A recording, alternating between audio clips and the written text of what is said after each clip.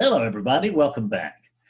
So, since I got such an outstanding reaction to the video that I cut just about a week ago, the three things that you need to know in order to have a non-dual awakening, I thought that I would just follow up on that. And because in that one, we talked about what you are not, that you're not a body, you're not a name, you're not a brain.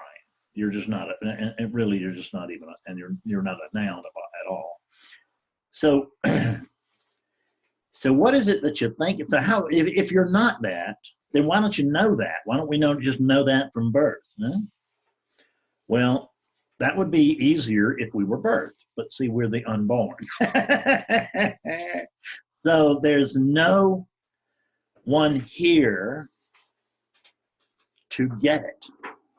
There's no one here to have understood it at birth, since there was no birth, and there's no one here to get it now, since there's no one home now, and there never has been and never will be anybody home. So there's actually, let's just look at what's talking to you. So it's a unit. We can clearly see that a unit's being used, but a unit by itself has no capabilities whatsoever. Withdraw the animating presence, and one of these things will flop to the floor. It can't even decay by itself. It needs insects and microbes and time and weather and all that stuff. Then it can decay, but it can't even do it by itself. It's just hapless and really, and we don't want to say hopeless, because that would indicate that there was something there that could possibly do something, and it disappointed us. It didn't live up to our expectations. And that, of course, is untrue. So what you think you are, unless you're presently awake. I mean, when I say presently, I mean this moment. I don't mean I had an awakening a week ago and it was really something. That's not what I mean. It was not, I had an awakening this morning and now I'm following up and wow, that's not what I mean. And it's not that day at the beach in 1967. It just isn't. What I mean is, if you are awake to who and what you are right now, I should say who you are, because I can tell you that there's a sense of being here, but I can't find an owner to it. I can't tell you that I am. I know most of you can say that with great confidence. I can't. I can't say I'm not, and I would not dare to say I'm not. I'm thinking that I might very well be, but it's not what I can honestly report. What and who's honestly reported, I'm just trapped by language. What can honestly be reported is that there's a sense of being here. And the sense of being, by the way, I had a client this week, and on Saturday, and I don't usually do sessions on Saturday, but this guy made me an offer I couldn't refuse. So, and he came up with, he had zero background in this, none whatsoever. He's just doing it because a friend put him up to it. And he was open, but not really open, but he did really open up, and man, he woke up. It was great.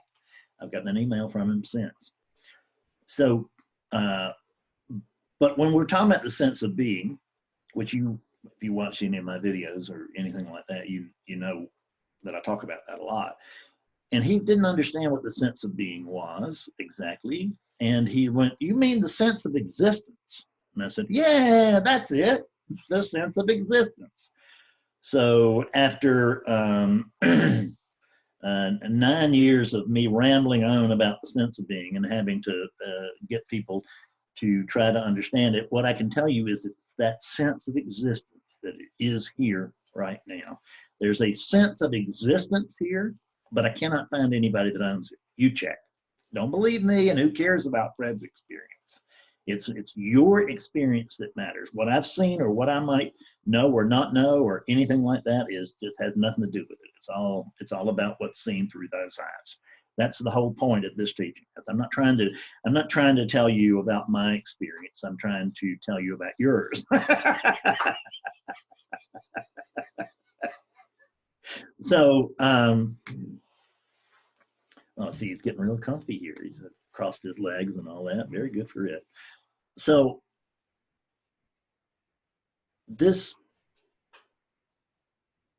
what you think you are, unless you're currently awake, this moment, is that you think that you are what I call a character. And let's look at character. Where do we find characters normally? When we use that word, well, we can say, oh, he's a character or something like that. But in general, we think about, in plays, they have characters. And they have movies that have characters.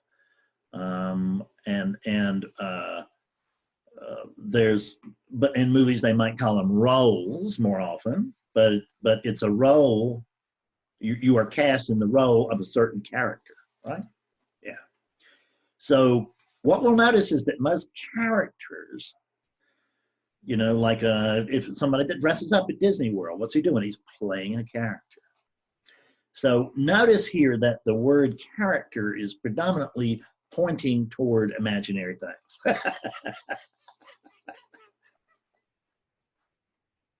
That could be a tip-off for us. So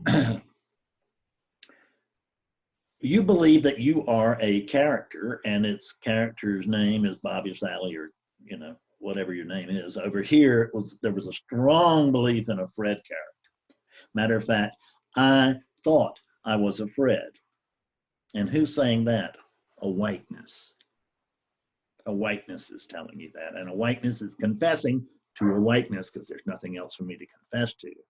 That over here, there was a dream of a Fred. And see, what Fred thought, if you will, Fred Ness thought, was that this was Fred's dream, that the manifestation, the world, life, whatever, that this was Fred's dream. And it is, but I'm not a Fred. See, I'm not a Fred. Therefore, this is not my dream. I just experience it vicariously. My core dream, I don't want to say it's somebody else's dream, not anybody else, but I want to say that my core dream is that I'm a Fred. I am divinity dreaming that I am a Fred. I am divinity dreaming that I am a character. And I don't realize that I'm a character. This is a play, and I don't know the lines. I don't know the beginning. I don't know the end. I only know very, very few of the other characters in the play. I don't know my lines. I don't know my role. I don't know what it's supposed to do.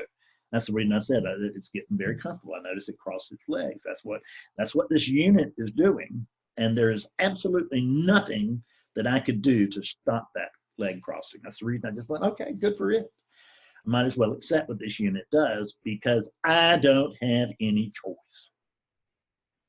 Now, this is just awakeness talking to awakeness. So we've got no reason to pull the wool over your eyes there, myself. This really gets complicated, doesn't it? So let's look at make-believe character for just a minute.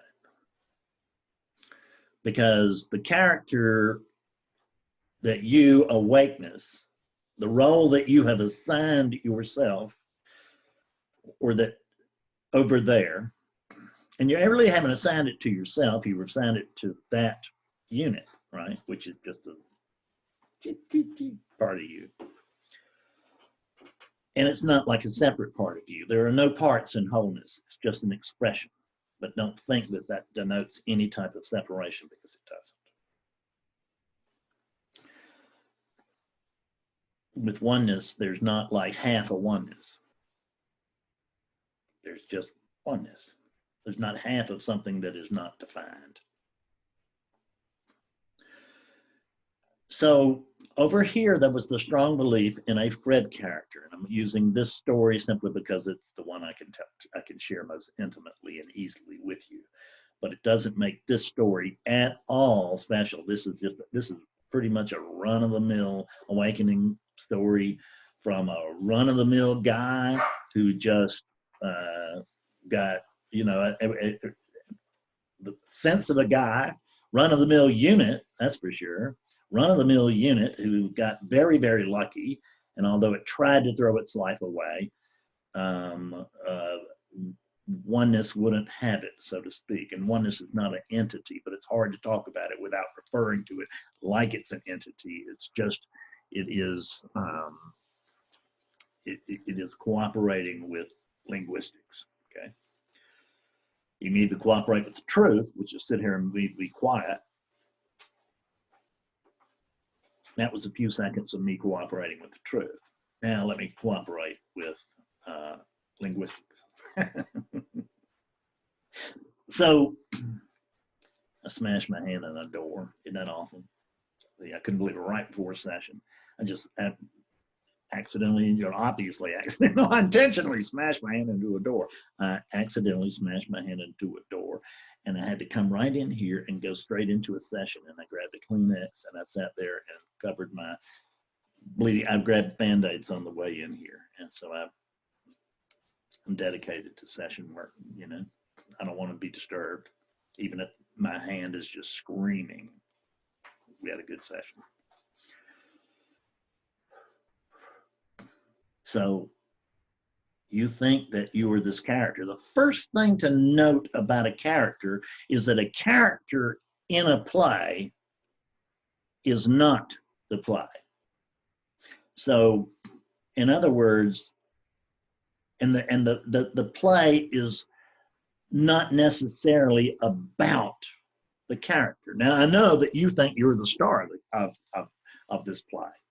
So you are the shining star of the play, but what about the other 8 billion of us? I mean, we're just, what, cheese whiz or something? I mean, I want to be special too. See, that's, you think that you're the star, and you are sort of the star of the show, but you're the unseen, unknown, unspoken star of the show. Well, you think that you are the star of the show,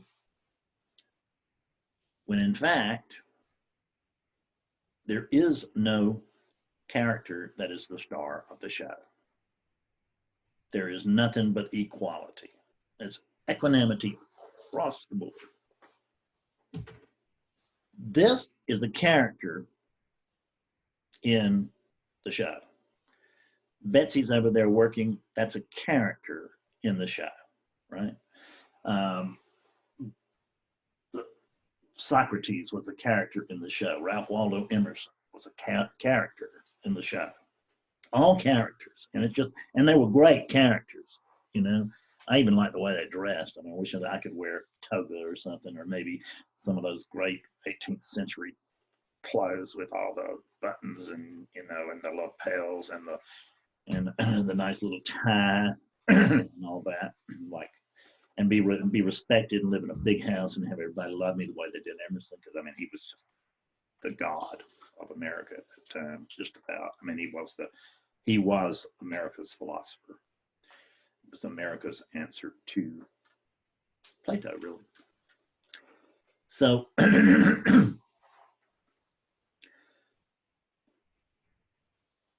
there's no star to the show, but there's a show here.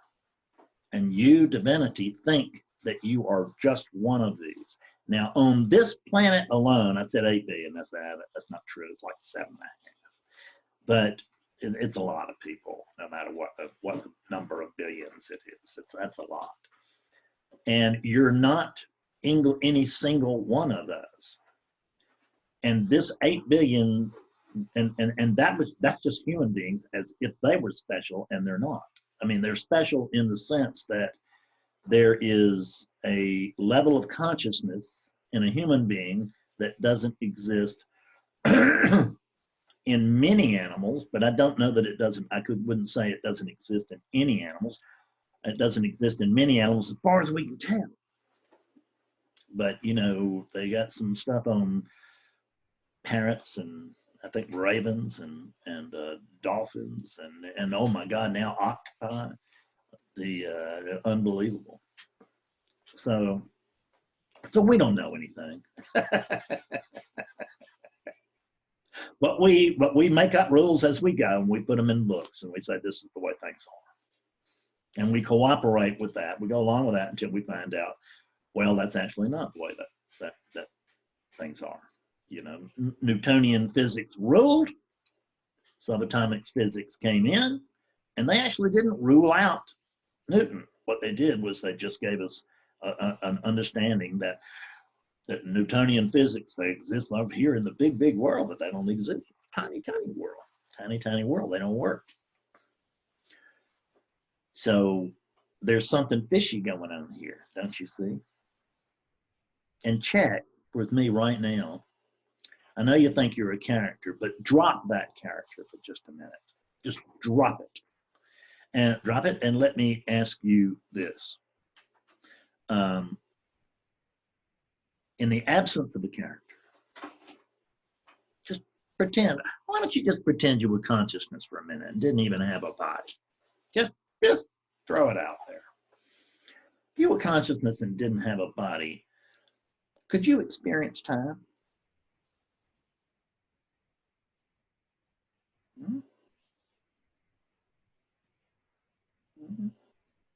I don't think so.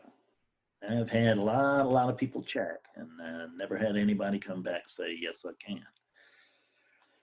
Because I'd have to ask them who the I is. And in the absence of a belief in a character, there's no time. So it's belief in a character and belief in time, and it's belief in space, and they're great, right? I'm not arguing with time and space. Far be it from me to argue with such sound principles. But they're not true. And that's what we want to understand, is that we use things. Part of waking up is learning to use ordinary language without believing it.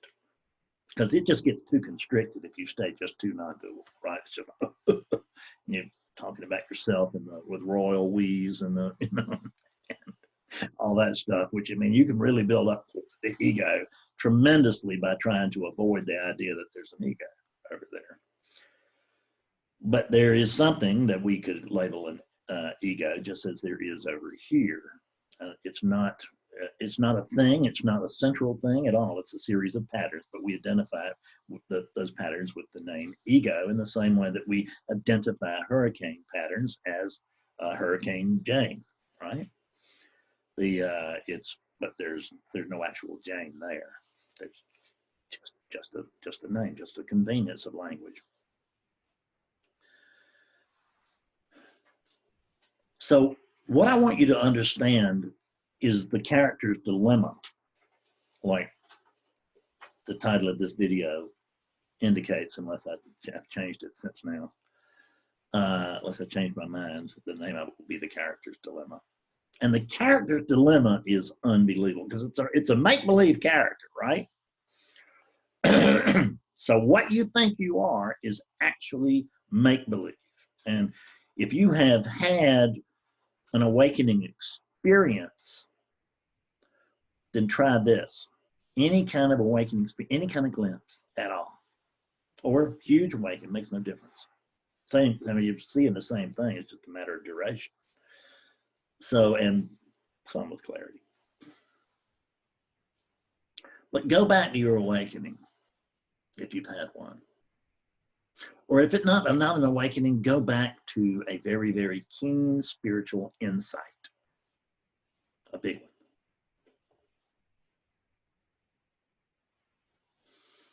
Who woke up? Who woke up? This is a common inquiry for me,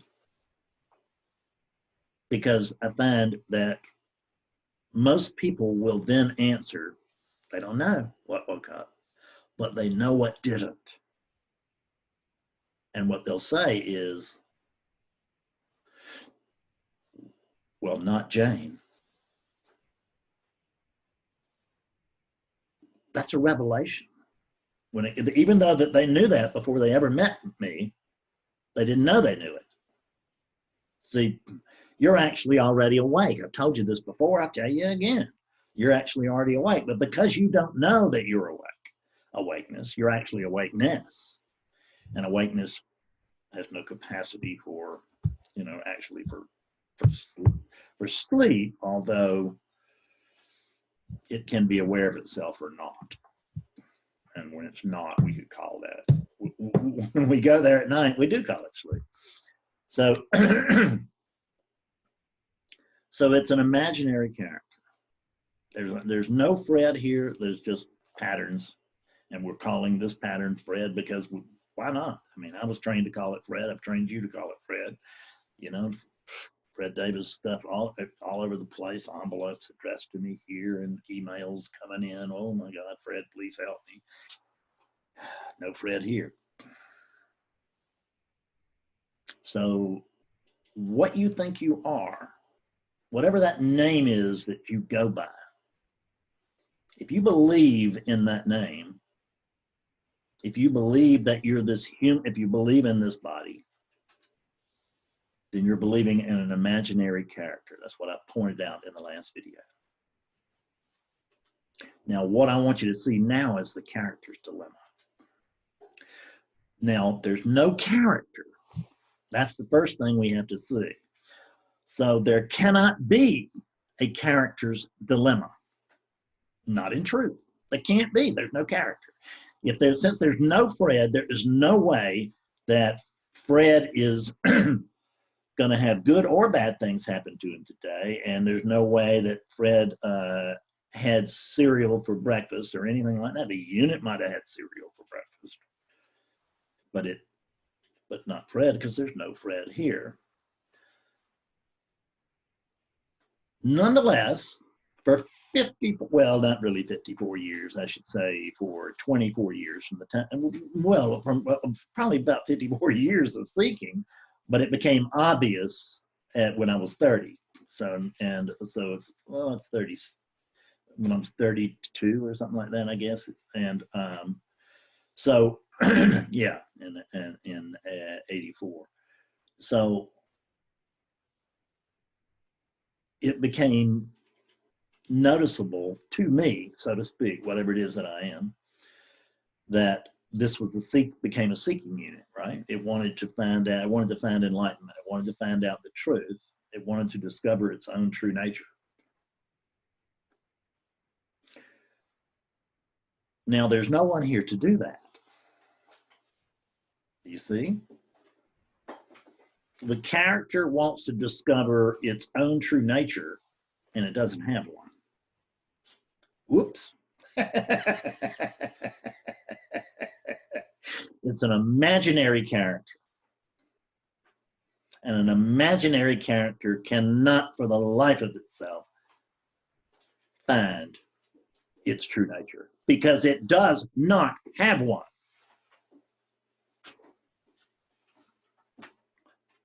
Most of you out there watching this, I would be willing to bet, I mean, there might be more awake people watching this than I suspect, but I doubt it. Most of you out there right now, you would tell anybody that you are searching for your true nature, and you don't have one. You don't have one. Now, you, with a capital Y, you got one. But you, the character, you don't have one. How do I know? Because you can't have one. There's no character. So now let's look at this for just a minute. There's no character. It's a whole make-believe concept. Yet what have we done? And by saying what have we done, it's just a way of saying it. But what has the aliveness that is here? The sense of existence. There's a sense of existence, and furthermore, there's a sense of being, and there's a sense of being Fred. Right? The sense of being is true, but it's not anybody's. The sense of being Fred is false from beginning to end. It's totally reliant on the sense of being, but the sense of being doesn't need a Fred at all. So your make-believe character, who cares about mine? I'm just saying, Fred, your make-believe character, the one you've made up, the one you pretend to be, the one who went to school, the one who goes to work, the one who got married, the one who gardens or fishes or golfs or whatever it is, that's who you think you are. But the mommy, the daddy, no. Within relativity, all of that may be true. Fine. We're not trying to diss relativity. What we're trying to do is understand relativity through the eyes of awakeness instead of the eyes of the character. But the so-called character's dilemma is that we have assigned these characters. Fred had a job. And the only thing that it could assign Fred that job, since there is no Fred, would be awakeness itself. How about that? But awakeness doesn't know that it was awakeness. It thought it was a Fred. And so awakeness assigned this body, which awakeness thought it was, a job. And this body's job was to go out and discover its true nature, and there wasn't one. But when there's not one, you can search forever, can't you? And you just can't find it. So what I did, and I believe if you check, this is what you've done. And this is just incredible. Within the play, the character has assigned the character a job. And the job that the character has assigned the character is to go out there, for God's sake, finally, absolutely, and please, will you just do it and spit it out straight? Go out there and find out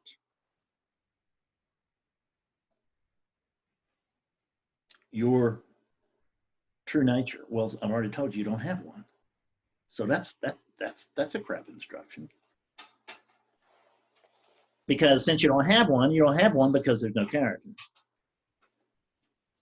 I mean, there's nothing to have. There's only true nature, but true nature doesn't have a true nature. That would be two-ness, right? There's only true nature. So what happens is the job that the character has been assigned within the dream is the character is you can't wait for the day that the character finally discovers that there is no character. Do the math. Do the math of one, if you would, please. Can a character that does not exist come to discover that it does not exist? No. If there's no character here, there's, in this case, then there's space. It may be conditioned as space. There's a unit here. So will the unit go out and discover that there is no character? Absolutely not, because the unit is just an animated cadaver. Pull away the animation. Poop. So it's not the unit, it's the animation that discovers true nature. Quite a different story. Quite a different story. Because see, you've been thinking you're an animated cadaver, but you're not. You're the animation that animates that cadaver. You are the life that runs through that cadaver. You are the life that runs through this can too. It's all part of the dream. It's all Maya. Nothing absolutely true, but I notice there's a heck of an experience here, and this experience is called the Fred story, the Fred life, the Fred experience. And I, awakeness, am having a Fred experience. And Fred, Fred is my avatar to go into, boom, into this, my virtual reality. But I noticed that I called it virtual reality because it's a virtual character, which means it's virtually a character, but it's not. That which, listen here, let me put it so simply. That which does not exist cannot come to discover that it does not exist. And you check and see if that isn't what you're doing. I guarantee you it is. I say that because I've worked with thousands of people. I'm working with, and I've woken up more than 1,000 people, and that's what they wake up to. Ah! I pointed out, and they scream. Now here, I look at this. This unit is screwing itself. This is one of my big tricks, you know. And I'm not charging you guys any money. This is a problem. But I can't do anything about it. When it wrote the Book of Undoing and Awaken Now, I just knew it was writing this unit out of a job. There was fear that even though there was a Fred here that was afraid, even though there was clearly no Fred. Not so much for Awaken Now, but very much for the Book of Undoing. It just wasn't that clear yet. Awaken Now, there were still those things arose, but I didn't take ownership of it. There were still, I could just say, yeah, you thought that about the Book of Undoing too. Now spill it. Because you can't write a book about how to wake up without telling people how to wake up, how to do it, right? And that's what I wanted to do. There's a lot of books out there like that, but I didn't want to write one of those. So I just cut through everything with both those books. I cut through it with all of them. But those books were actually to wake you up. The others are, Beyond Recovery has a good bit of stuff in it about pre-awakening. The other, but the Book of the Book of Unknowing and the Book of Unveiling, those are chiefly books about post-awakening. I got a letter from a woman in Atlanta today who's in post-awakening and very, very confused. And I recommended that she come to satsang with me. She told me I do not have it. What she call them? Instead of money, she called them like fun tablets or something. I don't know what it was, but fun things. But she didn't have enough dollars to have a session with me yet. She's hoping that with her tax refund she will. But I recommend that she come to satsang. You don't have to wait for satsang. I mean, wait to hit the lottery to come to satsang. You can just come. You can just come. You don't even have to announce it. You can just come. And I recommend that you come. Because if you're hearing anything in this video, how about we talk one-on-one? And you get 2 hours of that. And this is not it is a plug for satsang, but it's not a plug for satsang to fill my coffers. My coffers have enough in them now. I don't need to go out and drum up new business. But you have a need for further instruction. And the cocky one of you out there that thinks, no, I don't, you especially do. You especially do. Because you're like me. You're like I was. A little bit too sure, a little bit too cocky.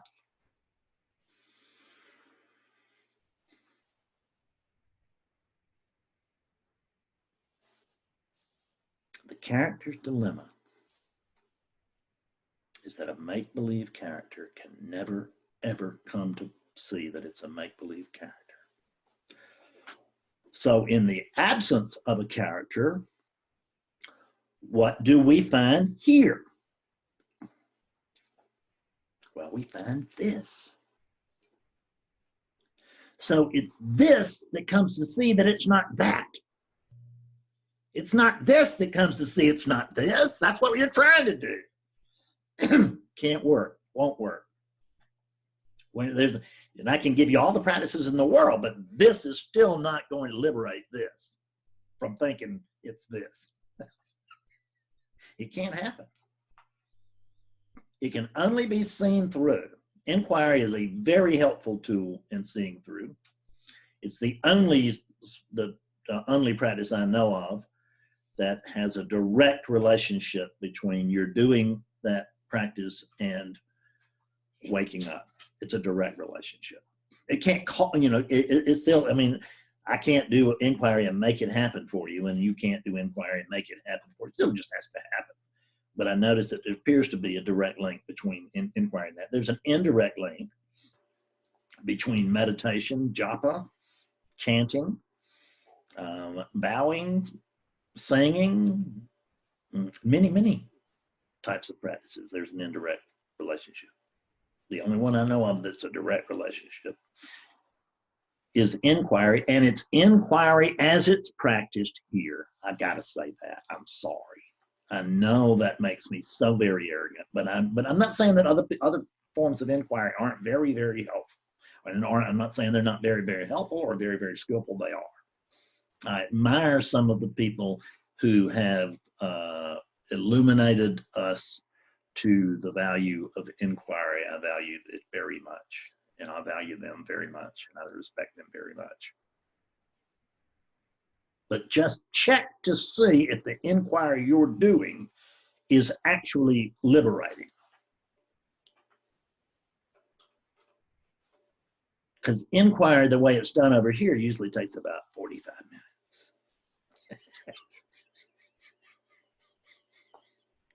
There's plenty of inquiry to be done after that, don't get me wrong. That's just for an initial seed. That's just for an initial awakening. But look at whatever practice you're doing and continue with that practice. I encourage that practice. I'm a practice guy. I don't do any practice, but I encourage practice if it's already happening. And if it's not happening, but there's a draw to it, then I heartily endorse practices. But if there is no practice occurring and there's no draw over there to begin a practice, then I would tell you, don't start thinking that you should be practicing, because if you were supposed to be practicing, you'd be practicing. And if you were pulled toward it, you'd be starting it. And if you're not, you're not. Let it go. Let it go. There are rules and there are exceptions, and I'm not really sure which one that would make you, I think, right? Okay, I've taken up lots of time. I don't even know how long this video is, but it seems like it's pretty long. I need to go. So sit down with a pencil and piece of paper and work out the math of 1, and then apply it to your situation and see if that doesn't change everything. Thank you very much. See you later. Love you all.